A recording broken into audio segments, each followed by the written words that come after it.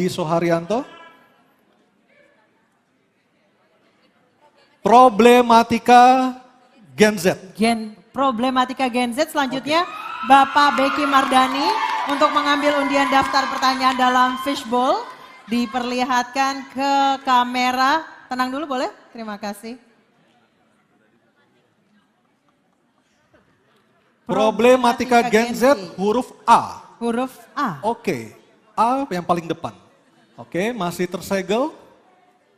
Baik. Kita lihat bersama. Oke, silakan. Sebelumnya kami ingatkan kembali kepada para calon wakil gubernur untuk mendengarkan dengan seksama karena pertanyaan tidak akan kami ulang.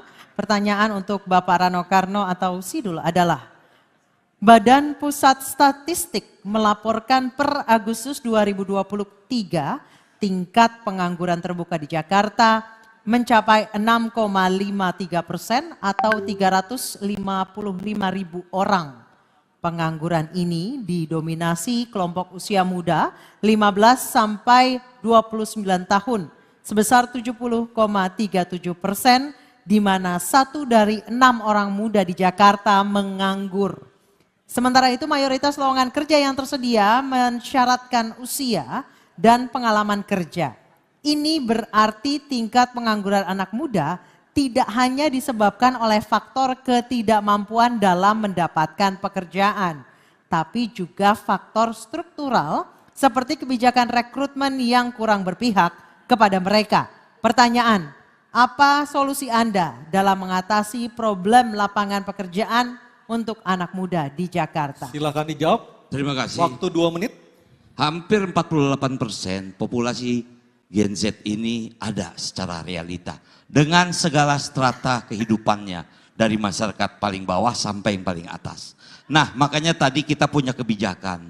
Untuk PPSU nggak perlu ribet kerja dengan ijazah. Tidak perlu ijazah SMP. SD sudah bisa bekerja. Karena PPSU itu cuma menjadi tim pekerja untuk menjaga kebersihan. Kita tingkatkan lagi kepada yang jenjang yang lebih tinggi, SMP misalnya. Dunia digital ini dunia bisa dijamah oleh anak-anak. Untuk itulah kita akan membangun balai rakyat, di sana akan tempat BLK modern. BLK modern ini bisa bukan hanya balai latihan kerja untuk mesin, tapi bisa dengan komputerisasi. Banyak para swasta membuka sekolah-sekolah animasi. Saya tidak ingin menyebutkan, tapi banyak sekali jurusan-jurusan seperti ini. Mungkin kita akan aneh mendengar banyak anak Indonesia menjadi kreator-kreator pembuat animasi dunia. Bahkan film Avatar itu hampir 18 anak Indonesia yang bekerja di Indonesia untuk mensuplai Disney misalnya. Itu bagian dari anak Gen Z yang memang populasinya besar dan potensinya bisa dikembangkan, tinggal kita memberikan jurusan-jurusan kepada mereka. Nah itulah menjadi hotline 24 jam menjadi utama agar mereka mempunyai guidance apa yang harus mereka kerjakan, apa yang harus mereka lakukan. Mudah-mudahan dengan itu penjuruan untuk Gen Z ini tidak menjadi salah arah. Mungkin itu jawaban saya. Terima kasih. Masih ada sisa waktu. Sudah cukup, baik. Oke, baik. Baik, bisa dimulai mungkin timernya.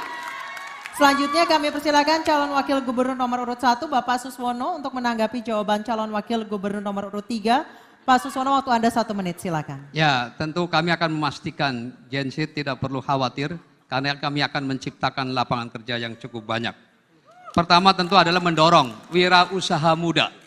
Ya, dan dengan program apa? Inkubasi dan akses modal. Karena anak-anak muda ini anak-anak kreatif. Asal didorong dengan diberikan permodalan, insya Allah mereka akan tumbuh kreativitasnya. Kemudian juga akan dilibatkan dalam gerakan sosial dan lingkungan. Sekarang ini anak-anak muda luar biasa kepeduliannya terhadap lingkungan.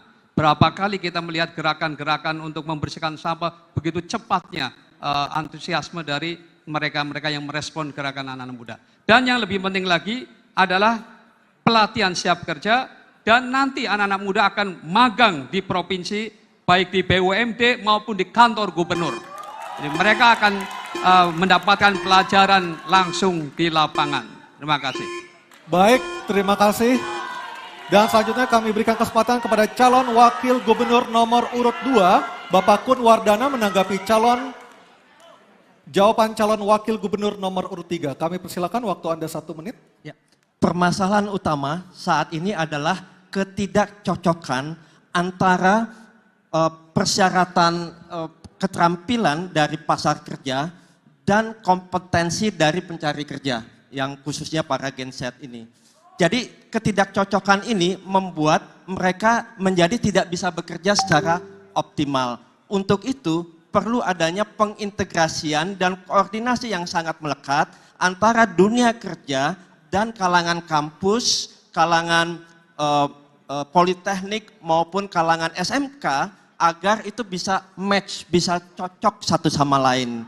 Nah, mereka-mereka nanti bisa diberikan fasilitas kerja praktek di pasar kerja yang ada sehingga nanti bisa langsung ditempatkan di sana. Kemudian yang kedua itu adalah bagaimana Gen Z ini bisa menggunakan dunia digital untuk investasi masa depan kerja ke depan. Waktunya Baik, habis. Terima kasih. Selanjutnya kami persilakan untuk kami kembali ke calon wakil gubernur nomor urut 3 untuk menanggapi respons dari kedua calon wakil gubernur. Waktu Anda 1 menit, silakan. Ini memang tantangan bagi kita semua, di mana yang dibilang generasi emas akan lahir pada tahun 2040. Ini menjadi tantangan kita bersama. Disinilah mulai kita mempersiapkannya.